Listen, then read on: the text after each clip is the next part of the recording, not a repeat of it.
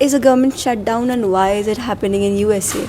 So just for comparison, every year here in India, when the budget is passed, one appropriation bill is also passed. This appropriation bill gives government the permission to withdraw money from the Consolidated Fund of India, and if this bill is not passed in India, then the government falls and new elections are needed. In USA, it works a little differently. First, they do not have one appropriation bill, they have 12 appropriation bills that have to be passed every year by both the houses of the parliament. Unlike the appropriation bill in India that only has to be passed in Lok Sabha. But even if one of these appropriation bill fails, then the government shuts down.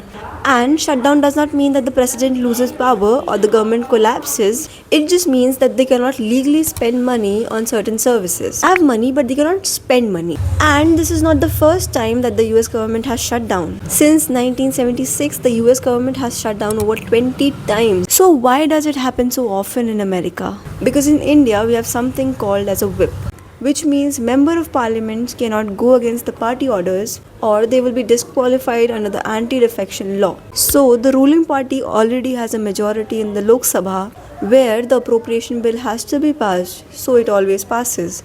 But in USA, member of parliaments are not legally entitled to follow the party, and this time they couldn't decide on how to spend the money. So the appropriation bill was not passed and the government shut down. Now, what does it mean for India? Usually, you'll think that if the US government shuts down, the foreign investors will become nervous and move their money out of India, and the Indian stock market will drop, which is partially true as of today.